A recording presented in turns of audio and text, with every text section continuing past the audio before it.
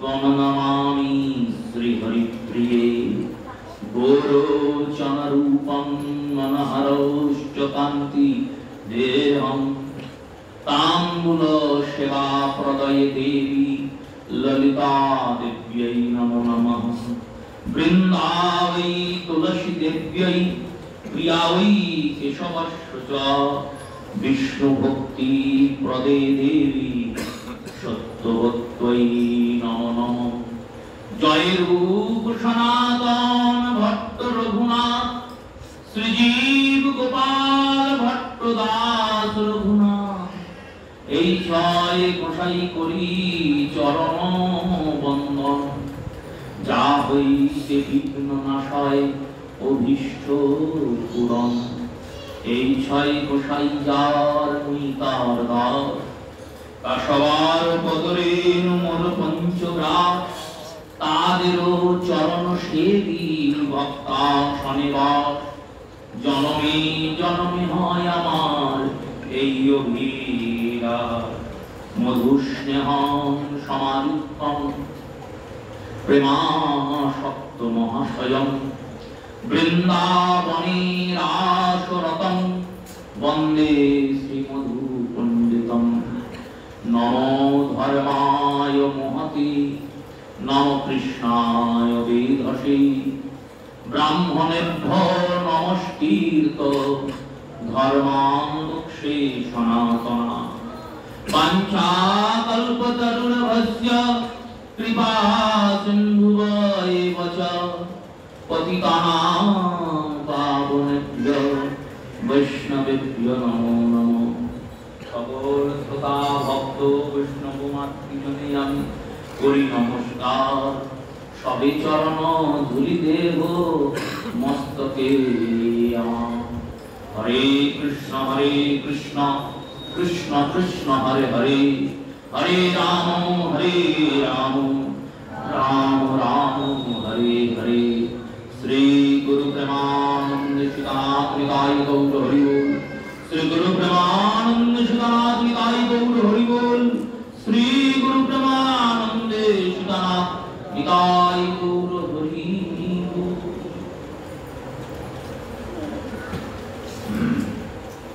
নারায়ণং নমস্কৃত্য নরং চৈব নরোত্তমং দেবীং সরস্বতীং ব্যাসং ততো জয়োমুদীরয়ে ভক্তগোষ্ঠী সঙ্গে চৈতন্য জয় জয় শুনিলে চৈতন্য কথা ভক্তি লভ্য হয়। খনং হসতি রোদতি খনমথ খনং মূর্ছতি খনং ধাবতি খনমগ্ন খনং নৃত্যতি খনং সশিতি মুঞ্চতি খনদার হাহারুতিং মহাপ্রণয় সিধুনা বিরহতি গৌর হরি। কলিযুগ পাবন অবতার রাধা কৃষ্ণ মিলিত তনু শ্রী শ্রী শ্রীমন মহাপ্রভুর কৃপাধন্য বর্ণ প্রবোধানন্দ সরস্বতী শ্রীপাদ বিরচিত চৈতন্য চন্দ্রামৃত গ্রন্থের যে অপরূপ আস্বাদন আমরা গৌর গুণ কৃপায় করে চলেছি তার সূচনা করছি। শ্লোকে শ্রীপাদ বলছেন ক্ষণ মুহূর্ত কাল কখনো তিনি হাসেন কখনো কাঁদেন কখনো মূর্ছিত কখনো লুণ্ঠিত হন কখনো দ্রুত বেগে ধাবিত আবার কখনো নৃত্য করেন কখনো দীর্ঘ নিঃশ্বাস ত্যাগ করছেন কখনো আবার হাহা রবে কন্দন করছেন। সেই মহাপ্রেম রসসিন্ধু সেই মহাভাবামৃত বিভোর শ্রী গৌরাঙ্গের স্মরণ আমরা করি। গৌরাঙ্গ সুন্দরের এই অবতার তত্ত্বে চৈতন্য চরিতামৃতে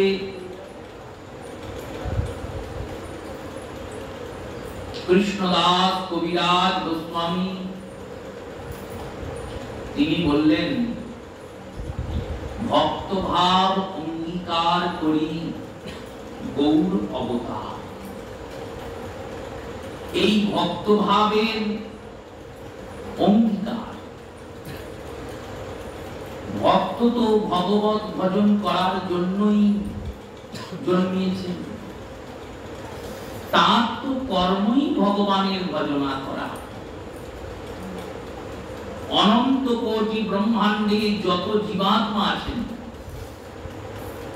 কিবা নর, কিবা পশু, কিবা পক্ষী, কীট পতঙ্গ, স্থাবর জঙ্গম, চর অচর, সুর নর মুনি, দৈত্য দানব অপ্সরা গন্ধর্ব কিন্নর, সমস্ত জীবাত্মাই ভগবানের ভক্ত স্বরূপ। জীবের স্বরূপ হয় কৃষ্ণের নিত্য দাস। এই দাসত্বটা তাই আমাদের জীবাত্মার মূল পরিচয়। দাসত্বটাই যদি উপলব্ধি হয়, অনুভূত হয়, স্মরণ হয়, তবেই জীব ভজনে প্রবৃত্ত হয়, আর ভজনের দ্বারাই ভগবত প্রাপ্তি করে পরমানন্দের প্রাপ্তি করতে পারে। এছাড়া কোনো উপায় নাই। কোনোভাবেই জীবাত্মা ভগবানকে প্রাপ্তি ছাড়া আনন্দ প্রাপ্তি করতে সক্ষম নয়। কারণ আনন্দ আর ভগবান একই তত্ত্ব। আনন্দ আর ভগবানের তো কোনো ভেদ নাই। আমরা ভাবি জগতে আনন্দ আছে, কিন্তু জগতে আনন্দ নাই। যাবতম মরীচিকায়ং দস্যেতিম জলদর্শয়তে পথিক। যেমন মরীচিকাতে মরুভূমিতে পথিকভাবে ওখানে জল আছে, কিন্তু যখন সেখানে ছুটতে ছুটতে গিয়ে পৌঁছায়, তখন সেই ভ্রান্ত ধারণাটা তার ভেঙে যায়। কারণ ওখানেও বালি আছে, জল নাই। আবার দূরে দেখে মনে হয় ওখানে জল আছে। ছুটতে ছুটতে সেখানে যায়, সেখানে গিয়েও দেখে ধুধু মরুভূমি, সেখানেও জল নাই। তেমনি এই সংসার মরুভূমি স্বরূপ এই দুঃখালয় ভোগাকাঙ্ক্ষার তৃপ্তি করার জন্য ভোগায়তন দেহ দ্বারা যে সংসার রূপী ভবসাগর মরুভূমিতে আমরা এসেছি, জন্মের পর থেকেই চিন্তা করছি হয়তো অমুক স্থানে গেলে আমি সুখ পাব, অমুক ব্যক্তিকে প্রাপ্তি করলে সুখী হব, অমুক পরিস্থিতির প্রাপ্তি করলে সুখী হব। ধন সম্পদ, জন আত্মীয় পরিজন, সন্তান, যশ খ্যাতি, প্রতিপত্তি, প্রসিদ্ধি, কোন না কোন বস্তুর প্রাপ্তিতে হয়তো ওইটা পেলে আমি সুখী হব। আর সেই বস্তুটা পাওয়ার জন্য আমরা দিনকে রাত আর রাতকে দিন করে অনবরত পরিশ্রম করে ছুটে চলেছি ওই বস্তুটা পাওয়ার জন্য। বাস্তব দিয়ে বুঝুন, এই কিছু বছর আগে যে শিক্ষকেরা শিক্ষকতা করতেন, তাদের যে চাকরিগুলো চলে গেল, যে চাকরি এতদিন তাদের সুখ দিয়েছে, এখন সেটাই তাদের দুঃখ দিচ্ছে। ওই বস্তুটা পেলে আমি সুখ পাবো বলে ছুটতে ছুটতে সেখানে গিয়ে পৌঁছালাম, সেই বস্তুটা পেলাম, সেই ব্যক্তিটাকে পেলাম, সেই স্থান অর্জন করলাম, করার পর সুখ পেলাম কি? সুখ পেলাম না, শান্তি পেলাম না। তখন মনে হয় যে এটাকে পাইনি, কি হয়েছে, ওটাকে পাবো। মরুভূমির পথিক যেমন মরীচিকার পিছনে ছুটতে ছুটতে ক্লান্ত শ্রান্ত পরিশ্রান্ত হয়ে জল পায় না, তৃষ্ণা দিন দিন বাড়তেই থাকে, আর তৃষ্ণা বাড়তে বাড়তে জল না পেয়ে একেতে জলের অভাব, তারপরে পরিশ্রম, দুয়ের ফলে তার মৃত্যু হয়ে যায়, কিন্তু সে জল পায় না। তেমনি জীবন যাত্রায় সুগন্বেষণ করতে করতে, শান্তির খোঁজ করতে করতে, এর দরজায় ওর দরজায়, এখানে ওখানে, ওই স্থানে সেই স্থানে ঘুরতে ঘুরতে জীবনের পরিশ্রমে পরিশ্রান্ত হয়ে আমাদের জীবনটা শেষ হয়ে যায়, কিন্তু আমরা শান্তি পাই না। দোষটা কার? মরুভূমির দোষ? মরুভূমির তো দোষ নয়, তাহলে কার দোষ? পথিকের দোষ। পথিকের দোষের থেকেও পথিকের চিন্তার দোষ। পথিক চিন্তা করছে মরুভূমিতে জল আছে, আরে জলই যদি থাকবে তাহলে মরুভূমি হলো কি? চিন্তাটা প্রথমেই ভুল হয়ে গেছে। এবার ভুল অঙ্ক কষে যখন তুমি খাতা ভরাতে শুরু করবে, 4 পাতা 5 পাতা ভুলেই ভর্তি হবে, উত্তর আর মিলবে নাকি? তেমনি এই জীবন খাতার প্রতি পাতায় যখন তুমি ভুল লিখবে, ভুল লিখতে লিখতে শেষে গিয়ে দেখবে ভুল উত্তর বেরিয়েছে, এতক্ষণ পরিশ্রমটাই বৃথা হয়ে গেল। তেমনি আমরা এই দুঃখায়তন পৃথিবীতে দুঃখের আলয় বলে যাকে সর্বশাস্ত্র বর্ণনা করেছেন, সেই সর্বশাস্ত্রের বর্ণনা শুনেও না শুনে এই দুঃখায়তন পৃথিবীতে সুখ খুঁজতে শুরু করেছি। এটাই আমাদের দোষ। জীব কৃষ্ণকে ভুলে গেছে, ভুলে গেছে যে এখানে সুখ নাই, সুখ আছে গোবিন্দে। এখানে আনন্দ নাই, আনন্দ আছে গোবিন্দে। জীব যাহা কৃষ্ণ ভুলি গেলা, অতএব মায়া পিশাচি গলায় বাঁধিলা। তাই সর্বজীব কৃষ্ণের দাস। জীব মাত্রে জীবের স্বরূপ হয় কৃষ্ণের নিত্য দাস। তটস্থা মায়া শক্তি ভেদ অভেদ প্রকাশ। ভেদাভেদ মায়া শক্তি এই ভেদটা করে দিয়েছে। তটে বসে তটস্থ হয়ে জীব চিন্তন করতে সক্ষম নয়, মায়ার মধ্যে ডুবে মায়া তাকে ভ্রমে ভ্রমাচ্ছন্ন করছে। চোরাবালিতে গিয়ে যখন কেউ ডুবে, যত হাত পা চালায় ততই সে ডুবতে থাকে।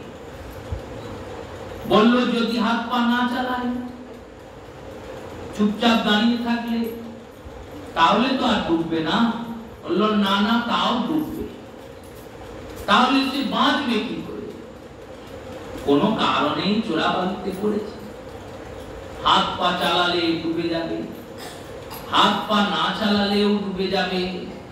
তাহলে বাঁচার কি কোনো উপায় আছে? উপায় আছে। কি উপায়? চিৎকার করে ডাকতে হবে, যদি কেউ থাকো আমায় বাঁচাও। তেমনি এই ভব সংসারে আমরা এসেছি কর্মফলের ভোগ নিমিত্তে। জন্মের ক্ষণ থেকে কর্মফলের ভোগ শুরু হয়েছে। এবারে এই কর্মফলের বন্ধনকে কাটিয়ে যদি আমি সুখ খোঁজার চেষ্টা করি, তাহলেও আমি দুঃখ পাবো। আর যদি কর্মবন্ধনকে ত্যাগ করে নিষ্কাম কর্ম করি, কেউ কেউ বলবেন ভগবানের ভজন করলে আর দুঃখ হবে না। কে বলেছে হবে না? ভগবানের ভজন করলেও দুঃখ হবে। দুঃখ না হলে তো তোমার কর্মফলের খণ্ডন হবে না। প্রত্যেকে আমরা ঋণী, ঋণ করে জন্মিয়েছি, সেই ঋণ পরিশোধ করতে হবে। এই ঋণ পরিশোধ করব কি করে? সুখ আর দুঃখের মাধ্যমে। যে পুণ্য সঞ্চয় করে এসেছি, সেই পুণ্যটা সুখ রূপে খণ্ডিত হয়ে যাবে। আর যে পাপ সঞ্চয় করে এসেছি, সেই পাপটা দুঃখ রূপে খণ্ডিত হবে। যত দুঃখ আসবে, জানবে পূর্বের পাপগুলো তত চলে যাচ্ছে, তত আমার পাপের খণ্ডন হচ্ছে। তাই ভগবত ভজন করলে দুঃখ হবে না তা ভাবো না, দুঃখ হবে। ভগবানের ভজন করলেও দুঃখ হবে। ভগবানের ভজন যারা করে না তারাও দুঃখই পাবে। যদি ভগবানের ভজন করলেও দুঃখ হয় আর ভজন না করলেও দুঃখ হয়, তাহলে ভজন করব কেন, লাভ কি? করব না, বেশ আনন্দ ফুর্তি করে জীবন কাটাবো। দেখো, ভগবত ভজন না করে যে দুঃখ পাবে, সেই দুঃখটা পাওয়ার পর, সেই ব্যথাটা পাওয়ার পর, ব্যথাটাকে তোমায় ভোগ করতে হবে। ব্যথাটাকে প্রতিশম করার জন্য, উপশম করার জন্য, কমানোর জন্য কোনো মলম তুমি পাবে না, কোনো মলম পাবে না। কিন্তু ভগবত ভজন যদি করো, তাহলে দুঃখের সময় মহাপ্রভুর প্রদত্ত এই নামরূপী মলমটা তুমি পাবে, নামরূপী প্রলেপটা পাবে, তোমার ব্যথাটা জুড়িয়ে যাবে। ব্যথা থাকবে হৃদয়ে, কিন্তু নাম তোমার ব্যথাটা ভুলিয়ে দেবে। এটাই লাভ, সংসারিক জীবনে এটা লাভ নাই। যারা এই নামের আশ্রয় আসেন নাই, যারা এখনো গৌর গোবিন্দের চরণে শরণাগত হন নাই, তারা কি করে জানবে শরণাগতির কথা? এক দেশে এক বণিক গিয়েছেন কর্পূর বিক্রি করতে। এবার সেই দেশে কেউ কর্পূর কোনোদিন জন্মে দেখে নাই। আর রাস্তাতে এক চাষি আসছিল, চাষাকে দেখেছে আর দেখে কর্পূর দিয়েছে, বলছে এটা আমি বেচতে এসেছি। এবার কর্পূরের ঢেলাটা চাষা নিয়েছে, আর চাষা নিয়ে খুব শুনছে, দেখছে খুব সুন্দর গন্ধ, খাচ্ছে, খেতে কিন্তু এটা কি হয়, কি কাজে লাগে জানে না। শেষমেশ বললো এটা কি, এটা কি সন্ধব নুন? প্রবাদ বাক্য আছে, চাষাই কি জানে কর্পূরের গুণ, সুখে সুখে বলে তো সন্ধব নুন। সন্ধব লবণ বলবে, তার কাছে তো এর মাহাত্ম নাই, সে তো জানে না এর কাজ কি, এর কর্ম কি জানে না। তেমনি নামের মাহাত্ম যারা জানেন না, যারা নাম কোনোদিন করেন নাই, শুনলে হবে না। আরে গঙ্গায় স্নান করে কি তৃপ্তি পাওয়া যায়, সেটা স্নান করেই পেতে হবে। ওই পাড়ে গিয়ে বসে থেকে সে তৃপ্তি তুমি পাবে না। পাড়ে বসে গঙ্গার ওই ঠান্ডা হাওয়াটা, শীতল হাওয়াটা পেতে পারো, কিন্তু গঙ্গাতে অবগাহন করে স্নান করে যে তৃপ্তিটা, যে আনন্দটা পাওয়া যায়, সেই আনন্দটা পেতে গেলে গঙ্গাতে নেমে স্নান করতে হবে। তেমনি নামের আনন্দ পেতে গেলে নাম শুনে কোনো লাভ নাই। শুনে তুমি সেই আনন্দের একটা অংশ পাবে, তাও যদি ঠিকঠাক লোকের কাছে শোনো। নাম শোনার অনেক বিভাগ আছে, অনেক বিভেদ আছে। এখন তো নামও বিভিন্ন বিভিন্ন অপরাগের মধ্যে দেওয়া হচ্ছে, যেগুলো রাগ নয়, যেগুলি গাওয়া উচিত নয়। যে গানগুলি হিন্দি গান, তার সুরকে নকল করে নাম করা হচ্ছে। এবার আমাদের হিন্দি গানটা মনে আছে, নামটা হচ্ছে, সুরটা মনে পড়ছে, আমরাও খানিক নাচছি আর বলছি দেখো কি সুন্দর নাম, খুব নাচছি। কেউ বলছে আমাদের এখানে খুব ভক্ত হয়, ভগবানের ভক্ত সব, যেমন নিতাই গৌর নামে নাচতো, তেমনি আমাদের এখানেও সবাই নাচে। নিতাই গৌরের সঙ্গে তুলনা, প্রভুর সঙ্গে তুলনা। প্রভু কি এই নামে নেচেছিলেন? সেই নাম শুনে যে আনন্দটা পাচ্ছ, ওটা একটা অংশ মাত্র, চেখে দেখা হচ্ছে না। যতক্ষণ না তুমি নাম করবে, তাও মুখ দিয়ে নয়, মন থেকে যতক্ষণ না তুমি এই নামকে আশ্রয় করবে, ততক্ষণ তুমি এই নামের রস পাবে না। যদি একবার গুরু কৃপায়, গৌরের কৃপায় পেয়ে যাও, তাহলে আর জগতে কিছুই ভালো লাগবে না। এটাই সর্ব উপলব্ধ। তাই দুঃখের আলয়ে দুঃখ ভোগ সবাই করবে, ভক্তরাও করেন, অভক্তরাও করেন। ভক্তরা দুঃখেও আনন্দে থাকেন, চিন্তা করেন দুঃখে আমার লাভই হলো। কি লাভ হলো? আমার পাপটা খণ্ডন হয়ে গেল। দুঃখে আমার স্মরণ বেশি হলো, কুন্তী দেবী চিন্তা করছেন, যতদিন আমরা বনে বনে ঘুরে বেড়াতাম ততদিন গোবিন্দ আমার কাছে আসতো, খুব তারে এসে কাছে থাকতো। যতবার বিপদে পড়েছি ততবার এসে গোবিন্দ আমাদের উদ্ধার করেছে। এবার দুর্যোধন মরে গেছে, দুর্যোধনকে ভীম বধ করে দিয়েছে, কুরুকুল নাশ হয়ে গেছে, যত পাপী ছিল সবাই শেষ, ধর্মরাজ্য প্রতিষ্ঠা হয়ে গেছে ভারতবর্ষে, রাজার আসনে ধর্মরাজ যুধিষ্ঠির বসে পড়েছেন। এবার ভগবান বলছেন আমি দ্বারকায় যাব, আর কিন্তু গোবিন্দ আসবেন না। কেন না? তো বিপদ নাই, বিপদ নাই, তাই বিপদ তাড়ানো নাই।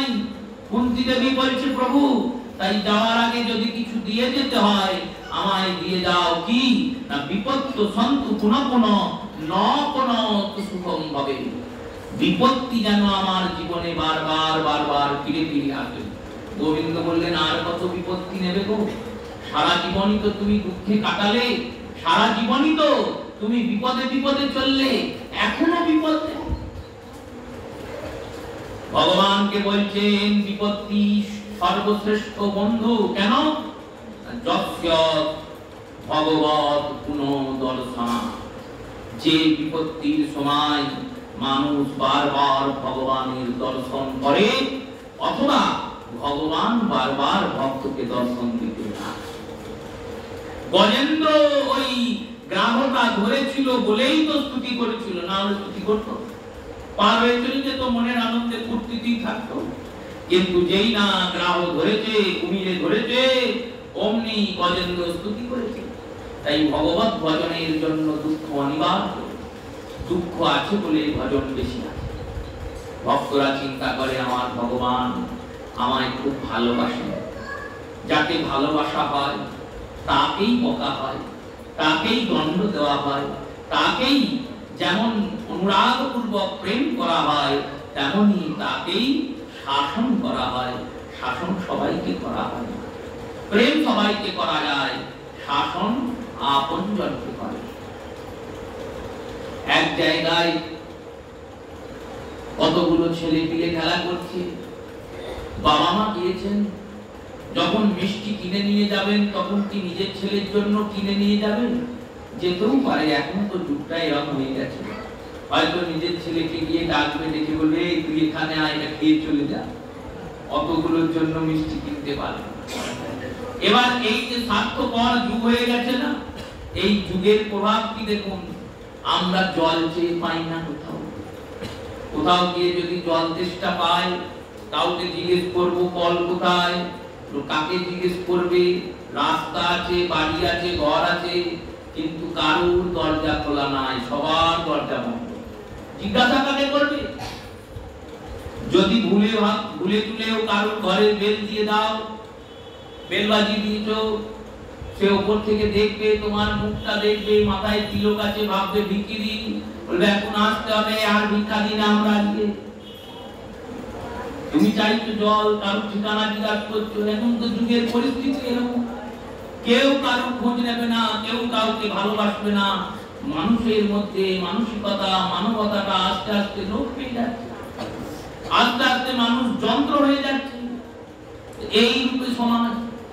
কিন্তু সাধারণত যদি কেউ তার সন্তানের জন্য মিষ্টি নিয়ে যায়, সেখানে আর চারটে ছেলে খেলা করে, তাদের জন্য মিষ্টি নিয়ে যায়, যে ওরাও তো আমার সন্তানের মতো। কিন্তু আর একদিন দিয়েছেন, ওই বাবা মাই দিয়েছেন, দেখছেন বন্ধুগুলো সবাই মিলে বিড়ি খাচ্ছে, সবাই খাচ্ছে খাচ্ছে, আমার ছেলেটাও খাচ্ছে। এবার সবাইকে কি ধরে মারবে না নিজের ছেলেকে মারবে? নিজের ছেলেকেই মারবে, পরের ছেলেকে মেরে কি হবে? যখন ভালোবাসলো তখন সবাইকে ভালোবাসলো, আর যখন শাসন করলো তখন নিজের ছেলেকে শাসন করলো। কেন? কারণ সে নিজের আপনজন, সে খারাপ হলে আমার কষ্ট হবে, তাই নিজেরকে শাসন করলো। তেমনি ভক্তরা চিন্তা করেন, ভগবান আমার জীবনে দুঃখ দিয়েছেন, আমি ভগবানের আপনজন, তো তাই দুঃখ দিয়ে আমার পূর্ব জন্মের যে পাপগুলো আছে সেগুলো ভগবান নাশ করুন। দুঃখ সবার আছে, অভক্তেরও আসবে, ভক্তেরও আসবে। এই ভক্ত জগতে সবাই জীবের সর্বয় কৃষ্ণের নিত্য দাস, কিন্তু গৌর অবতারটা কেমন? চরিতামৃতকার বলছেন ইনি ভক্ত নন, ইনি ভগবান। ভক্ত সেজে এসেছেন কেন?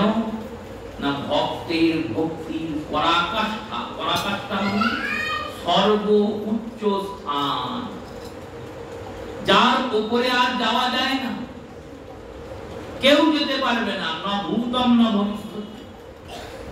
সেই ভক্তের ভক্তির পরাকাষ্ঠাটা তিনি জগতে দেখাবেন বলে এসেছেন প্রচ্ছন্ন রূপে। তাই গৌর সুন্দরকে চেনা খুব কঠিন। গৌররূপী রসসিন্ধুকে আস্বাদন করা খুব কঠিন। ইনি সর্ব সমর্থবান হয়েও ভক্ত ভাব অঙ্গীকার করে বসে বসে রোদন করছেন। কেন রোদন করছেন? ইনি ভাবছেন আমাকে ব্রজেন্দ্র নন্দন ছেড়ে চলে গেছে। জগৎকে শেখাচ্ছেন, দেখো জগৎ কৃষ্ণ ভজনের তিনটে স্তর, প্রাথমিক, মধ্যম আর উচ্চ। এই তিনটে স্তরেরই ভজন মহাপ্রভু দেখালেন। এবার এই প্রাথমিক স্তর কি? প্রাথমিক স্তর হলো নাম সংকীর্তন করা আর নাম সংকীর্তনের প্রচার করা। এটা কিন্তু উচ্চ স্তর নয়, এটা প্রাথমিক স্তর। তাই নবদ্বীপে তিনি নাম সংকীর্তন করছেন আর এই সংকীর্তনকে প্রচার করছেন। এই নাম সংকীর্তন করা আর নাম সংকীর্তনের প্রচার করা এটি প্রাথমিক স্তর। কেমন প্রাথমিক? যেমন গোদুগ্ধ, গাভীর সার বস্তু, সেই সার বস্তু তাকে পান করো, তাকে পান করা মাত্রই শরীরে বল এলো আর শরীর বলবন্ত হয়ে গেল। এবার ওই গরুর দুধকে ফুটিয়ে ক্ষীর করা। ক্ষীর করার পর যখন তুমি ক্ষীরটা পান করলে, তখন ওই গোদুগ্ধে যে পরিমাণ বল আছে, অর্ধেকের অংশের মধ্যেই ক্ষীরের সেই পরিমাণ বল ছিল। কারণ ওর মধ্যে তো আর জল নেই, জলটা হাওয়া হয়ে গেছে, উড়ে গেছে। এবার ওই ক্ষীরকে আরো জাল দিয়ে ঘনীভূত করে ঘৃত করা হলো, ঘি। এবার ওই ঘৃতকে গোদুগ্ধ যতটা পান করে তুমি বল পেয়েছো, তার অর্ধেক অংশ ক্ষীর পান করলে সেই বল পাবে, আর তারও অর্ধেকের অর্ধেক ওই এক চামচা ঘি খেলে গোদুগ্ধের সমান বল পেয়ে যাবে। কারণ ওর মধ্যে অসার তত্ত্ব আর একটুও নেই, সম্পূর্ণ সার তত্ত্ব। এই কারণেই তো গরুর দুধের 1 কেজির দাম কত আর ঘিয়ের 1 কেজির দাম কত, পার্থক্যটা দেখো কত পার্থক্য। কেন?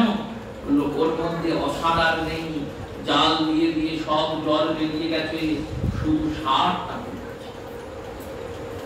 কেমন এই নাম সংকীর্তনকে যখন তুমি প্রথম গ্রহণ করছো, তখন মনে আনন্দের সঞ্চার হচ্ছে, আনন্দ সহিত নাম করছো, নৃত্য করছো, ভাবছো আহা কি আনন্দের জায়গা, খুব তারে নাচ চলছে, গান চলছে, আনন্দ চলছে।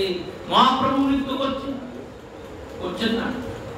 শিবাদের অঙ্গনে গতকাল একাদশী ছিল, শ্রীহরিদাসরে হরি কীর্তন বিধান নিত্য আরম্ভিলেন প্রভু জগতের প্রাণ। মহাপ্রভু নৃত্য করছেন, নৃত্যের কর্ম, নৃত্য করছেন, নাচছেন, নাচাচ্ছেন, আনন্দে ভাসছেন, ভাসাচ্ছেন, নামের আনন্দ চিকেছে করিয়েছি। এবার প্রাথমিকের পরে মধ্যম স্তর কেমন? মধ্যম স্তরে নাম ভাবকে প্রদান করে। প্রথম স্তরে নাম ভক্তিকে প্রদান করে, দ্বিতীয় স্তরে নাম যখন গাঢ় হয়ে যায় তখন নাম ভাবকে প্রদান করে। এবার ভাবাশ্রয়ী হয়ে নাম, ওই নাম যখন উচ্চারণ হচ্ছে, যার নাম উচ্চারণ হচ্ছে, তার স্মরণ হচ্ছে। যখন কেউ কানের কাছে এসে কৃষ্ণ বলছে, তখন কৃষ্ণের স্মরণ হচ্ছে। কৃষ্ণ বলা মাত্র, এর আগেও বলেছি, শুনেছি, তখন স্মরণ ছিল না, কিন্তু এবার কৃষ্ণ বলা মাত্রই কৃষ্ণের স্মরণ। গোবিন্দ বলা মাত্রই গোবিন্দের স্মরণ। এই স্মরণ স্তর হচ্ছে মধ্যম স্তর। এই স্তরেই সাধক প্রেমের ঠিক আগের সিঁড়ি, তার নাম রতি, সেই স্তরে অব্দি উপলব্ধ হয়। রতি মানে যেমন জল থেকে যদি মাছকে আলাদা করে দেওয়া, তুলে নেওয়া, কি হবে? মাছটা ছটফট করতে করতে মরে যাবে, কারণ জল ছাড়া মাছ বাঁচতে পারবে না। আমাদের প্রাণবায়ুটাকে যদি বন্ধ করে দেওয়া, নিঃশ্বাস প্রশ্বাস নেওয়া বন্ধ করে দেওয়া, আমরাও বাঁচতে পারবো না। আমরা বায়ু ছাড়া বাঁচতে পারবো না, মাছ জল ছাড়া বাঁচতে পারবে না। তেমনি সাধক যখন কৃষ্ণ ছাড়া আর বাঁচতে পারবে না, এই স্তরের নাম রতি। প্রহ্লাদজি তাকে হিরণ্যকশিপুর বলছেন, তুমি প্রাণ ছাড়ো নয় নাম ছাড়ো। তিনি বললেন, প্রাণ ছাড়তে পারি, নাম ছাড়তে পারবো না। এর থেকেও উচ্চ স্তর যেটি, এই স্তরটির নাম বিরহ। এই বিরহ উপভোগী গৌর। এই বিরহ উপভোগ করার জন্যই মহাপ্রভু এসেছেন। এই বিরহ রূপী স্তরে কোনো ভক্ত যেতেই পারবে না। মহাপ্রভুর আগে, মহাপ্রভুর পরে ভক্তমালে বহু ভক্তের কথা উল্লেখ হয়েছে, কিন্তু কেউ এই বিরহের এই উচ্চ স্তরে পৌঁছাতে পারেন নাই। কেন না, এই বিরহ স্তর একমাত্র শ্রীমতী ছাড়া অন্য কেউ অঙ্গীকার করতে সক্ষম নয়।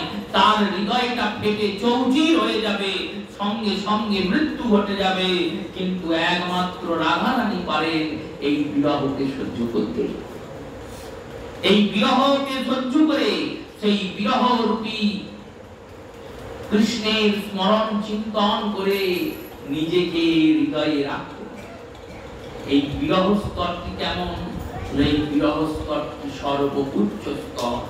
এটি নামের সর্বপরাকাষ্ঠা। এই স্থানে কেউ যেতে পারবে না। গম্ভীরাতে মহাপ্রভু এই লীলা নিজে আস্বাদন করছেন, কিছু ভক্ত আস্বাদন করছেন, করাচ্ছেন, দর্শন করছেন। প্রতিদিন সন্ধ্যাবেলায় প্রভুর নিয়ম, সন্ধ্যার সময় গদাধরে আসেন গম্ভীরা। গদাধর এসে ভাগবত শোনান প্রভুকে। টোটা গোপীনাথে সারাদিন সেবা করেন, প্রভুর জন্য চিন্তন করেন, মহাপ্রভুর জন্য। দেখুন, শুধু বিরোধী গৌর নয়, গৌর কৃষ্ণ বিরোধী বিরোধী, গদাধর গৌর বিরোধী বিরোধী। গৌর কৃষ্ণ বিরহে হা কৃষ্ণ প্রাণ কৃষ্ণ বলেন, আর নিতাই হা গৌর প্রাণ গৌর বলেন। বিষ্ণুপ্রিয়া হা গৌর প্রাণ গৌর বলে। অনন্য গৌর ভক্তবাসিয়া তারা হা গৌর প্রাণ গৌর বলে। দময়ন্তী রাঘবের ভগিনী, তিনি বসে বসে সারা বছর ধরে নারকল করেন প্রতিদিন। হ্যাঁ গো, নারকল কি বিরাট খুব দামি বস্তু? সামান্য ফল। সে ফল কি পাওয়া যায় না? সে ফল তো সব জায়গাতেই পাওয়া যায়। নিতাই চাঁদ প্রতিদিন খড়দহ থেকে নরন্ত দেবের বাল্যভোগ গ্রহণ করার পর হাঁটতে হাঁটতে প্রতিদিন রাঘবের ভবনে যান। আর রাঘবের ভবনে গিয়ে ওই নারকোল চেয়ে চেয়ে খেয়ে আসে। কি এমন আছে ওই নারকোলে? কি এমন স্বাদ আছে যে স্বাদ পাওয়ার জন্য স্বয়ং ভগবান নিত্যানন্দ তিনি প্রতিদিন যান? কি স্বাদ আছে জানো? কি স্বাদ আছে? নিতাই চাঁদ যান।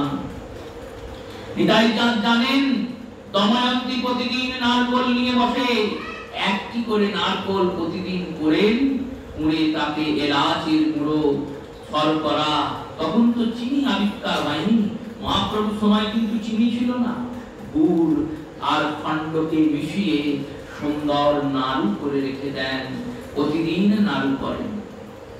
আর নাড়ু করার পর ভরে রেখে দেন সুন্দর পাত্রে। 1 বছর ধরে যা যা নাড়ু করলেন সেইটাকে পাঠাবেন নীলাচলে। যখন রাঘবের ঝালি যাবে প্রভুর সেবার উদ্দেশ্যে, তখন ওই রাঘবের ঝালিতে দময়ন্তী গৌড়ের জন্য নাড়ু পাঠাবে। যখন নাড়ু তৈরি করেন না, তখন হৃদয়টা গৌর সুন্দরের জন্য পুলকিত হয়ে যায়। মনে মনে ভাবেন, আমার প্রভু সেবা করবে, আমার গৌর সুন্দর এই নাড়ুটা সেবা করবে। আমি তো যেতে পারবো না, কিন্তু আমার সেবার বস্তুটা যাবে।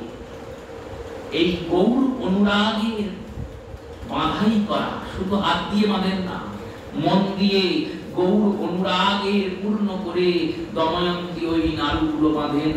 সেই নাড়ুর আকর্ষণ এমন যে নিতাই যায় ছুটতে ছুটতে। তিনি গিয়ে বলেন, আমি যদি ওই নাড়ু না খাই, আমার গৌর যে খাবে না, তাই নিতাই প্রতিদিন রাঘবের ভবন যাবে। এই যে বিরহ, একটি বিরহ অতি উচ্চ স্তরের, যেটি গৌর সুন্দর উপভোগ করছেন। আরেকটি বিরহ তারই সমকক্ষ, ওই উচ্চ স্তরীয় না হলেও সমকক্ষ, একবারে নিম্ন নয়, সমকক্ষ। গৌরবাসী গৌর বিরহে বিরহিত, চিন্তা করে রাত গৌরে। এই বিরহটাই ভজন। কেন? ভজন শব্দের অর্থ কি? ভজন শব্দের শাব্দিক অর্থ শুনুন, ভ, জ আর ন।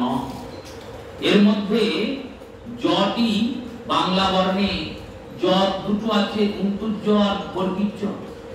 তার মধ্যে ভজন শব্দে অন্তর্জ কিন্তু বসে না, বর্গীয় জ বসে। বাংলাতেও বসবে, সংস্কৃতেও বসবে। আবার নতেও দন্তের ন বসবে, মূর্ধন্য বসবে না। এই ভজন শব্দের শাব্দিক অর্থ করছেন মহাজনগণ। বললেন ভ শব্দের অর্থ হলো ভাব, ভাব অর্থে ভক্তি। যোগী ভজন করতে পারে না, যোগী যোগ করে, ধ্যানী ধ্যান করে, কর্মী কর্ম করে, জ্ঞানী জ্ঞান আরোহণ করে, ভক্ত ভজন করে। তাই ভজনের ভ শব্দের অর্থ হলো ভক্তি। জ শব্দের অর্থ কি? জ শব্দের অর্থ হলো জপ। কার জপ করব? কি জপ করব?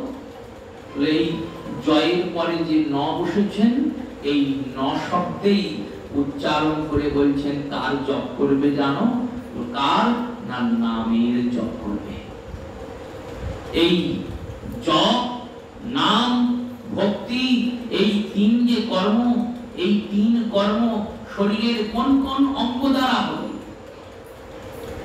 ভক্তি কোন কোন অঙ্গ দ্বারা হবে? ভক্তি 9টা যে আমাদের দ্বার শরীরে, 10টা যে ইন্দ্রিয়, সেই 10টা ইন্দ্রিয় দ্বারাই ভক্তি হবে। তার মধ্যে সর্বশ্রেষ্ঠ ইন্দ্রিয় 3টি, সর্বশ্রেষ্ঠ। এই 3টি ইন্দ্রিয় দিয়ে বিশুদ্ধ ভক্তি হয়। কোনটি কোনটি? প্রথম ইন্দ্রিয় চোখ। এই চোখ দিয়ে কি করে ভক্তি হবে? অপরূপ সুন্দর গৌর গোবিন্দের দর্শন করে নেত্রের দ্বারা ভক্তি হবে। শিক্ষা দিচ্ছেন শ্রীমদ্ ভাগবত। শ্রীমদ্ ভাগবতের দাম বন্ধন লীলায় নলকুবের মণিগ্রীব এনারা বলে দিলেন, দেখো ভক্তি কি কিভাবে হবে। কর্ণ দ্বারা ভক্তি হবে, 3টি ইন্দ্রিয় সব থেকে শ্রেষ্ঠ। চোখ দিয়ে গৌরকে দেখে ভক্তি হবে, গৌর কথা, গোবিন্দের কথা কান দিয়ে শুনে ভক্তি হবে।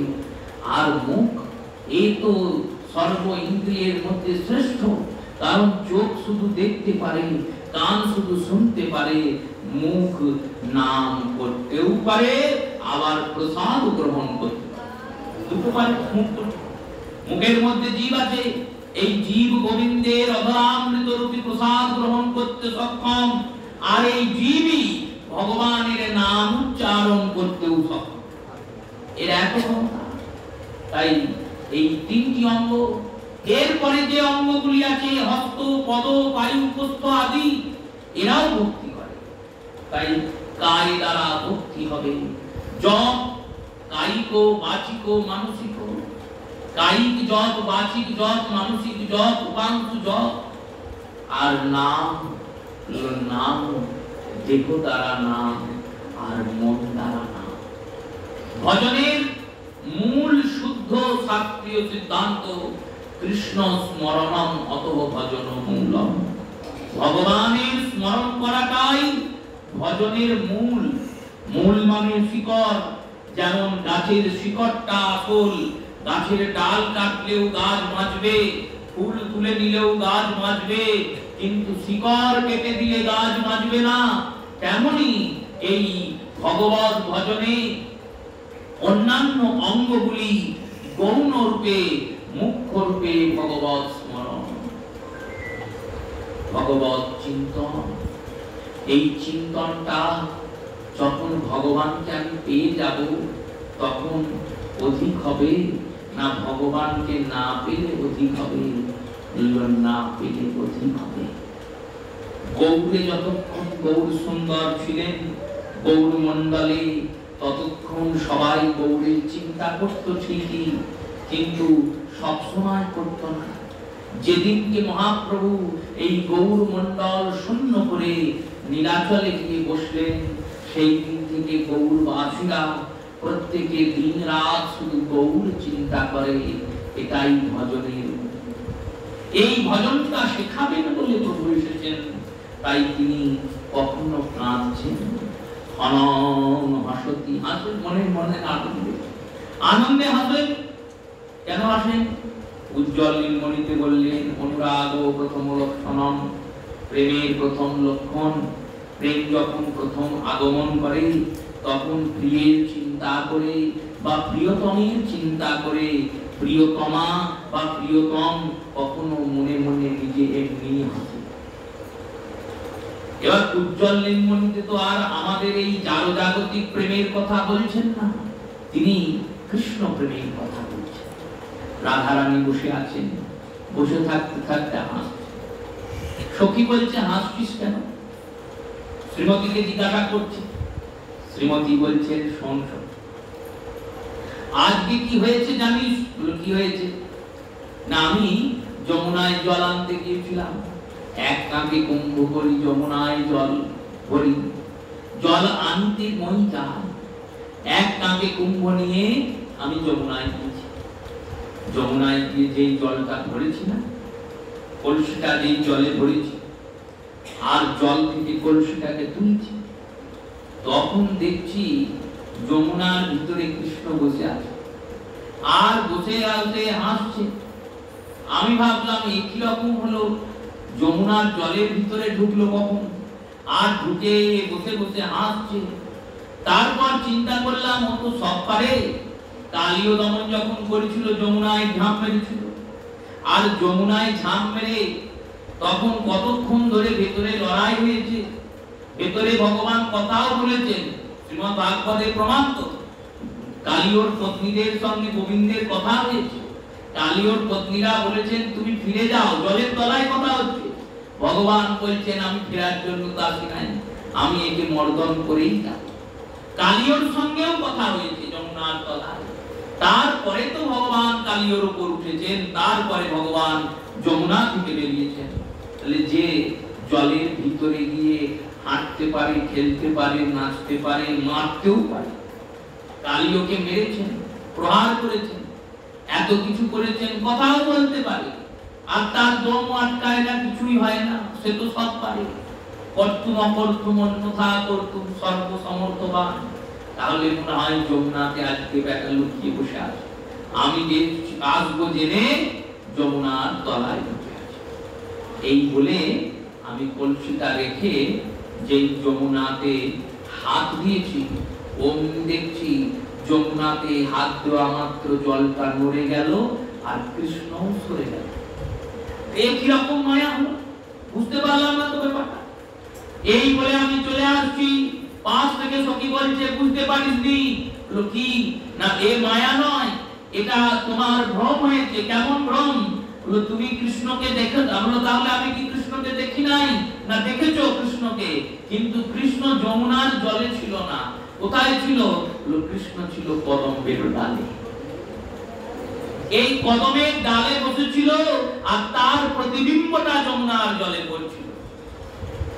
আমি কৃষ্ণকে দেখছি। এই কথাটা ভেবে রাধারানী হাসছেন, বহু সুন্দর বসে বসে হাসছেন। হাসছেন দেখে রায় রামানন্দ দিয়েছেন, জিজ্ঞাসা করছেন প্রভু হাসছো কেন? মহাপ্রভু বলছেন কি করেছেন জানো আজকে প্রাণনাথ? কি করেছেন না, আজকে শ্রীমতী আর শ্রী গোবিন্দ যাচ্ছেন।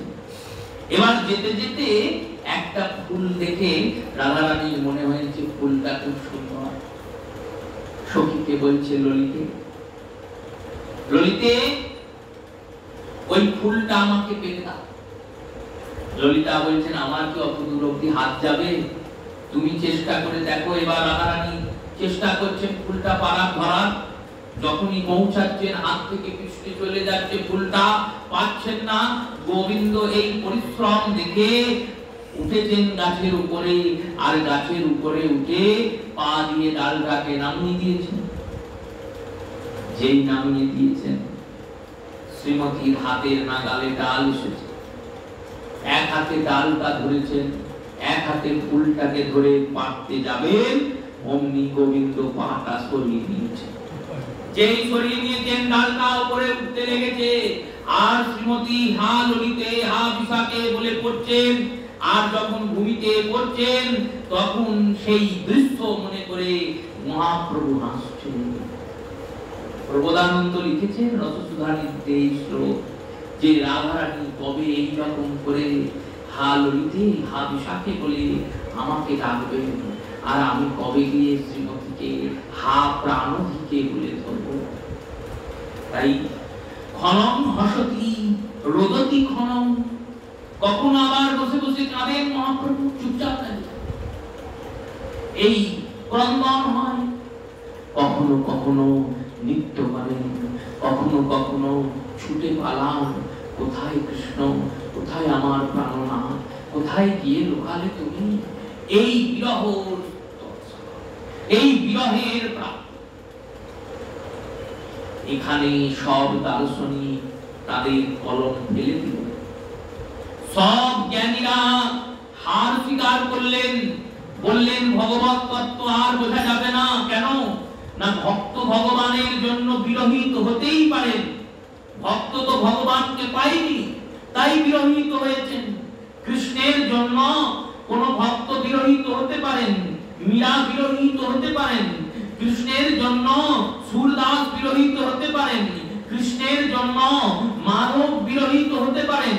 কৃষ্ণের জন্য হরিদাস বিরহিত হতে পারেন, কিন্তু কৃষ্ণের জন্য কৃষ্ণ বিরহিত।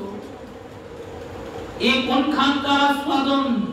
যে নিজে কৃষ্ণ সেই বলছে কোথায় কৃষ্ণ, কোথায় কৃষ্ণ। কেন এরকম বলছেন? বলার কারণ তিনি যে রাধা হয়ে গেছেন, রাধা ভাব অঙ্গীকার করেছেন। তিনি বোঝাতে চাইছেন জগৎকে, দেখো জগৎ, যে শ্রীমতীকে নিয়ে তোমরা অসভ্য অকল্য চিন্তা করো, সেই শ্রীমতী আর কেউ নয়, তিনিও কৃষ্ণ স্বরূপ। তাই তার মধ্যে এই বিরহ জাগে। এই বিরহটাই প্রেমের উৎকর্ষা পরাকাষ্ঠা। ঝুলনের দোলায় দোলায় দোলের দোলায় যেমন মহাপ্রভু ওঠেন, রাধা গোবিন্দ রাধা মাধব রাধাকান্ত ওঠেন, আর দোলনাটা একবার করে পিছনে যায় আর একবার করে এগিয়ে আসে। যখন এগিয়ে আসে তখন মিলন সুখের প্রাপ্তি হয়, এই বুঝি প্রভু আমার কাছে চলে এলেন। আর যখন দূরে চলে যায় তখন বিরহ সুখের প্রাপ্তি হয়। তেমনি এই বিরহটাও সুখ, মিলনটাও সুখ। এই দুই সুখ আমরা জানতাম না, এই দুই সুখ বৃন্দাবনে রাধারানী দেখালেন। শ্রীমতী বসে আছেন গোবিন্দের অঙ্কে, কোলে মাথা রেখে শুয়ে আছেন আর কাঁদছেন। গোবিন্দ তুলেছেন রাধা রানীকে, বলছেন হে প্রাণধিকে, হে প্রাণেশ্বরী, তুমি কাঁদছো কেন? গোবিন্দকে রাধা রানী বলছেন, তুমি যে আমায় ছেড়ে চলে গেলে, তুমি যে আমায় ছেড়ে চলে গেলে, ছেড়ে যেও না, ছেড়ে যেও না। হে শ্যাম সুন্দর, তুমি ফিরে এসো, ফিরে এসো, এই দাসীকে ছেড়ে যেও না। গোবিন্দ বললেন, কোথায় ছেড়ে গেলাম? আমি তো কাছেই বসে আছি, তুমি তো আমার অঙ্কে কোলে মাথা রেখে ঘুমাচ্ছ, ছেড়ে কোথায় গেলাম? রাধা রানী বললেন, দেখো ভালো করে, আমার মনের ভিতরে তুমি আমাকে ছেড়ে চলে গেছো। মিলনের মধ্যে বিরহ, বিরহের মধ্যে বিরহ।